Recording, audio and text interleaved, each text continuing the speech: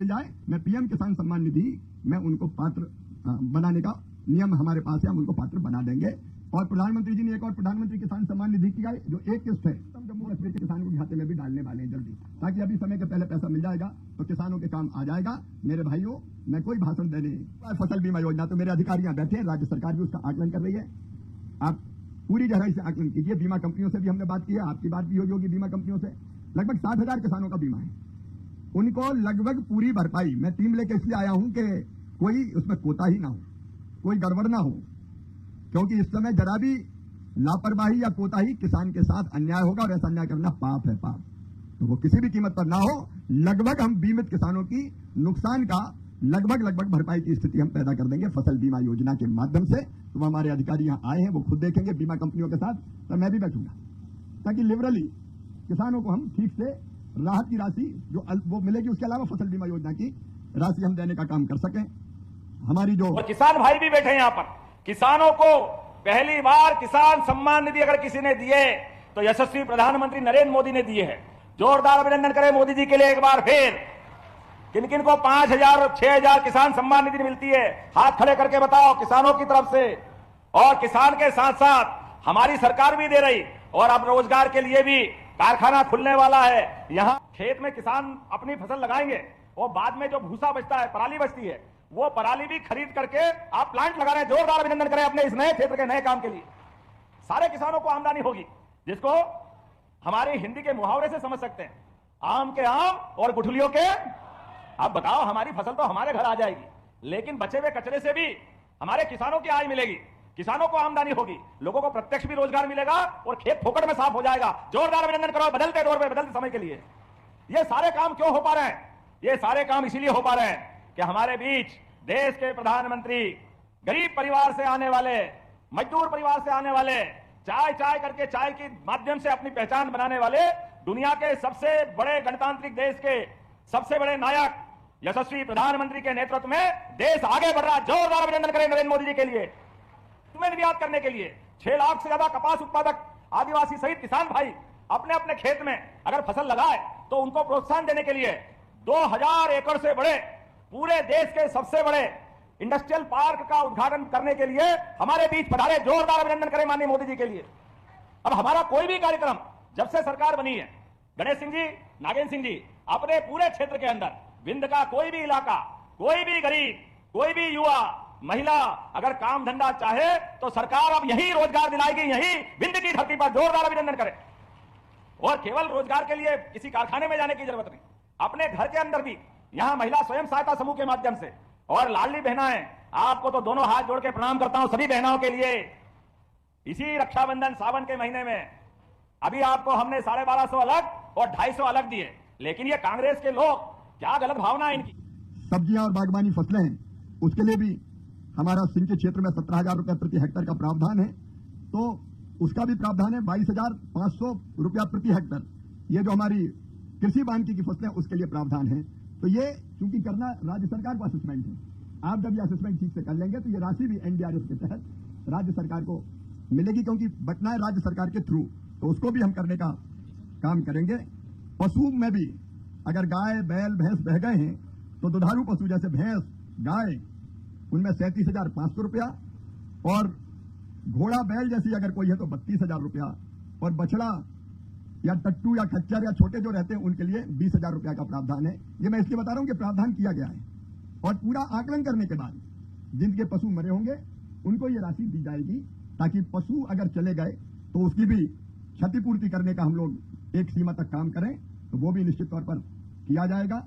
यहाँ चूंकि मछुआरों वाला क्षेत्र नहीं है, इसलिए बताने का कोई अर्थ नहीं है। फिर यहाँ पे जो बांध की बहुत दिनों से मिट्टी का एक बना हुआ था, और नहर की बात आपने की है कि नहर ऐसी जो पुरानी क्षतिग्रस्त हो गई है, तो बांध भी राज्य सरकार भी उसकी कोशिश करेगी, केंद्र सरकार से भी बात करके, क्योंकि अगर वो बन जाएगा तो फिर कभी अगर बाढ़ ऐसी आई तो पानी अचानक गांव में नहीं घुसेगा। उसकी बात भी विनय और बाकी सब लोग जो मेरे साथ गए थे, क्योंकि मैं तो बांध तक देख के आया था, तो नहरों की मरम्मत का काम हो, बांध की फिर से बंधा बनाना हो, तटबंध इसको कहते हैं, उसके लिए भी व्यवस्था करने का हम लोग काम करेंगे। मकान कई जगह टूट गए हैं, तो मकान टूटने पर ये चूंकि ग्रामीण विकास विभाग मेरे पास ही है, 1,30,000 रुपया जो सीधे प्रधानमंत्री आवास योजना के अंतर्गत आते हैं, जिनके मकान टूट गए हैं उनको मकान देने के लिए उसकी व्यवस्था है, तो वो आप इंतजाम करेंगे ही। मैं ग्रामीण विकास विभाग की तरफ से ऐसे जितने मकान टूटे होंगे उनके लिए 1,30,000 ये टॉयलेट के अलग, और टॉयलेट के साथ साथ मनरेगा की मजदूरी, ऐसे 40,000 रुपया और ये मेरा विभाग भी देगा। जितने मकान मेरे पास जो अभी सूची आई है, आपने जो मकान की संख्या भेजी है 5,101, ये मेरे पास जानकारी आई है। मैं यहां से जाते ही इन मकानों की स्वीकृति 5,101 की दे दूंगा। मेरे विभाग के काम है, ताकि जिनके घर टूटे हैं उनको ये राशि मिल जाए और वो अपने। तो जैसा कि किसान भाइयों अभी आप लोगों ने सुना है केंद्रीय कृषि मंत्री माननीय शिवराज सिंह चौहान जी को, उन्होंने जो है फसल बीमा को लेकर बड़ा ऐलान किया है। साथ ही पीएम किसान योजना की किस्त इस बार एक किसी भी किस्त के 2,000 रुपये हैं वो जल्द डलने वाले हैं। पीएम किसान की किसी भी किस्त का किसान इंतजार कर रहे थे कि क्या समय से पहले इस बार आने वाली है, तो कृषि मंत्री जी ने बताया कि इस बार हम जल्द डालने वाले हैं किसानों को। साथ ही फसल बीमा की दूसरी किस्त है 8,000 करोड़ रुपए, वो भी जल्द डलेगी। साथ राहत राशि का पैसा अलग और फसल बीमा का पैसा अलग मिलेगा। गरीबों को आवास योजना के अंतर्गत आवास का भी पैसा जल्द मिलेगा, क्योंकि ग्रामीण विकास मंत्री भी हैं, तो आवास योजना के अंतर्गत जो पहली किस्त है वो भी जल्द डलने वाली है।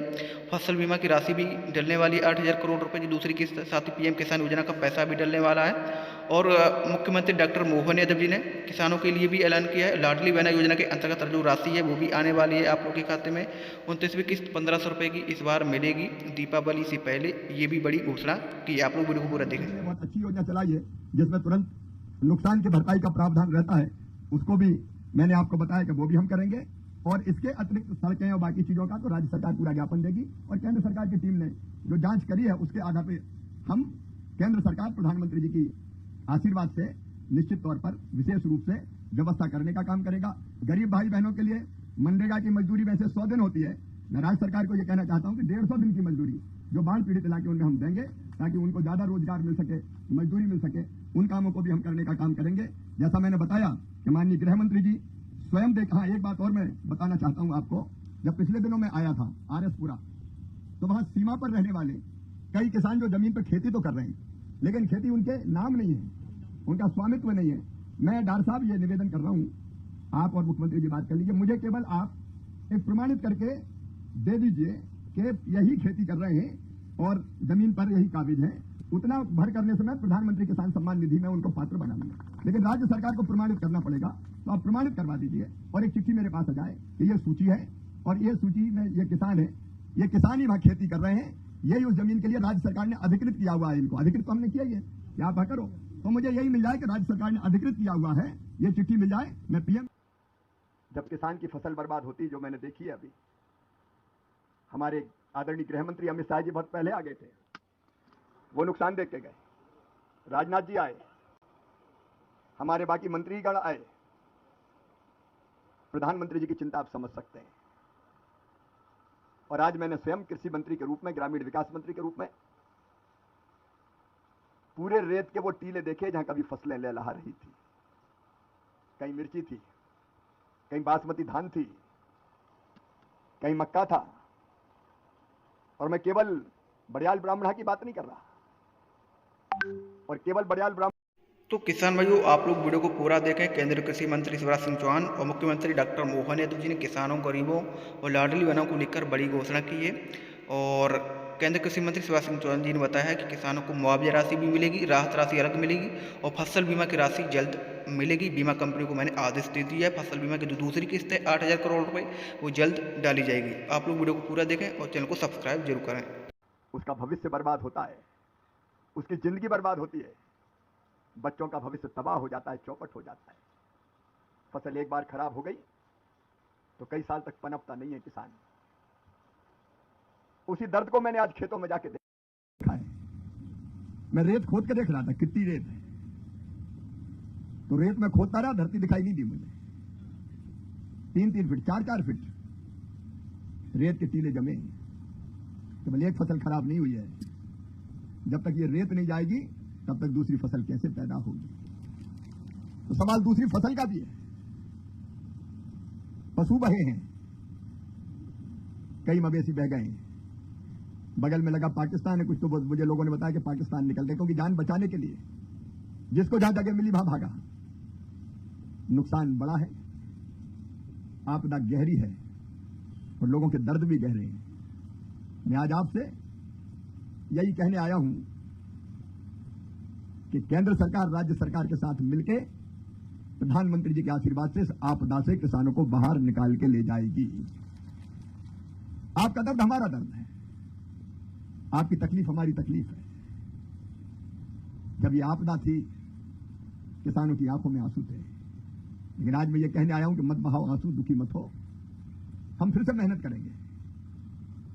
केवल अमित भाई अकेले, अमित जी राजनाथ जी तो आए, लेकिन केंद्र सरकार की टीमें आ चुकी हैं, जिसमें कृषि विभाग की टीम भी थी। तो पूरी, चाहे वो होम मिनिस्ट्री